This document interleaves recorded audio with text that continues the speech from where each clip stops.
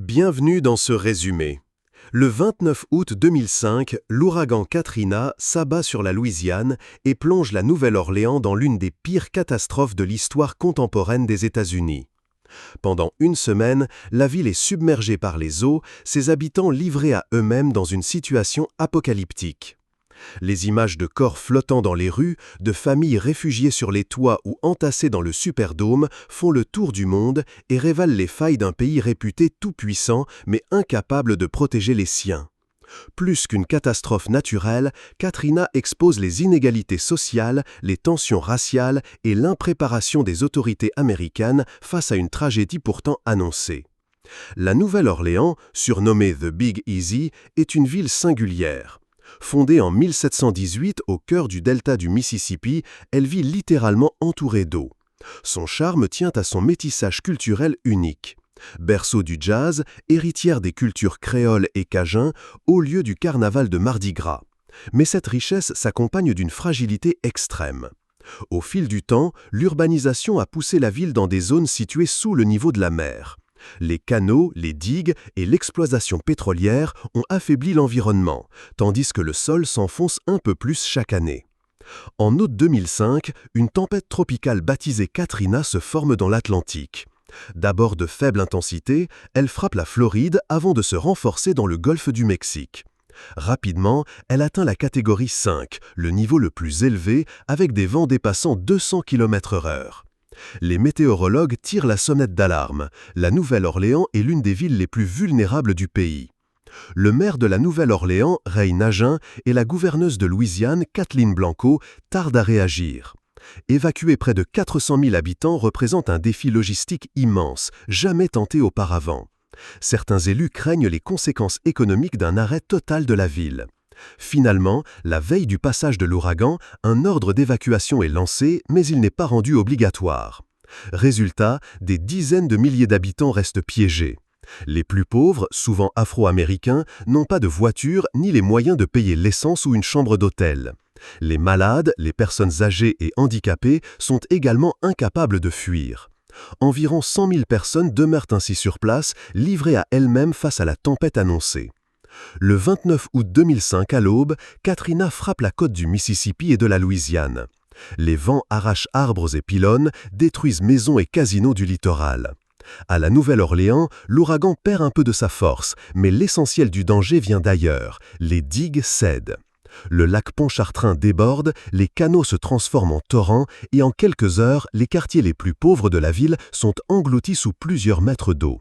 Des vagues de 4 mètres balaient les rues, emportant voitures et habitations. Des milliers de personnes se réfugient tant bien que mal dans les étages ou sur les toits. D'autres, incapables de réagir à temps, se noient. La ville entière est paralysée, communications coupées, électricité hors service, hôpitaux inondés. Dès le lendemain, la Nouvelle-Orléans ressemble à une cité fantôme. Des corps flottent dans les rues, l'eau stagne sous une chaleur étouffante. Les secours sont dépassés, camions et bateaux prévus pour les interventions ont été eux-mêmes submergés. Dans les hôpitaux, le personnel ventile manuellement les patients faute d'électricité. Les pompiers et la police, mal équipés, ne savent pas comment agir dans un tel environnement. Les survivants affluent vers 2 lieux supposés servir de refuge, le Superdome, stade de football américain, et le Convention Center. Mais rapidement, ces abris deviennent des pièges. Plus de 20 000 personnes s'y entassent sans eau potable, sans nourriture et sans sanitaire fonctionnel. La chaleur est insupportable, l'odeur pestilentielle. Les rumeurs de violence, de viols et de meurtres se propagent, accentuant la peur et la panique. Face au désastre, les autorités locales et fédérales se renvoient la responsabilité. La gouverneuse Blanco peine à se faire entendre. Le maire Nagin supplie à la radio qu'on envoie des bus et des secours massifs. Mais à Washington, la Maison-Blanche semble ailleurs. Le président George W. Bush, en vacances au Texas, tarde à interrompre son programme. Le vice-président Dick Cheney est à la pêche. Les responsables fédéraux minimisent la gravité de la situation. L'agence fédérale FEMA, dirigée par Michael Brown, se révèle incapable de gérer la crise. Son directeur, ancien organisateur de concours hippiques sans expérience réelle des catastrophes, devient le symbole d'une bureaucratie inefficace. Les secours mettent plusieurs jours à se mettre en place. Pendant ce temps, les images de familles abandonnées au Superdome, de pillages et de cadavres dans les rues choquent la planète entière. Katrina ne se contente pas de révéler une impréparation logistique. Elle expose au grand jour les inégalités de la société américaine. Les victimes sont majoritairement afro-américaines et pauvres. Faute de moyens, elles n'ont pas pu fuir. Beaucoup d'observateurs soulignent que la réponse aurait sans doute été différente si l'ouragan avait frappé des quartiers riches et blancs, comme en Floride. La catastrophe ravit aussi de vieilles blessures. Des habitants noirs rappellent la méfiance historique vers les autorités depuis la crue de 1927, lorsque les digues avaient été volontairement dynamitées pour protéger les quartiers blancs. Certains parlent même d'un génocide moderne, dénonçant l'indifférence face à la souffrance de toute une communauté. Alors que les États-Unis semblent incapables de secourir leurs propres citoyens, l'aide internationale afflue. Des pays pauvres comme le Sri Lanka ou le Bangladesh envoient de l'argent. Cuba propose des médecins. L'image d'une superpuissance démunie choque et interroge. Comment l'Amérique peut intervenir militairement à l'autre bout du monde en quelques heures, mais laisser la Nouvelle-Orléans sombrer pendant plusieurs jours? Les critiques s'accumulent contre George W. Bush. Son absence sur le terrain contraste avec le souvenir de Lyndon Johnson, qui s'était rendu immédiatement auprès des sinistrés après un ouragan en 1965. Son obsession pour la guerre en Irak semble avoir détourné son attention d'une tragédie nationale. Ce n'est que le vendredi 2 septembre, 4 jours après la catastrophe, que les secours commencent enfin à s'organiser massivement. Bush se rend en Louisiane et une réunion tendue avec la gouverneure et le maire débouche sur une accélération de l'aide. Des colonnes de bus et d'ambulances évacuent enfin les sinistrés du Superdome et du Convention Center. La Croix-Rouge déploie des milliers de bénévoles.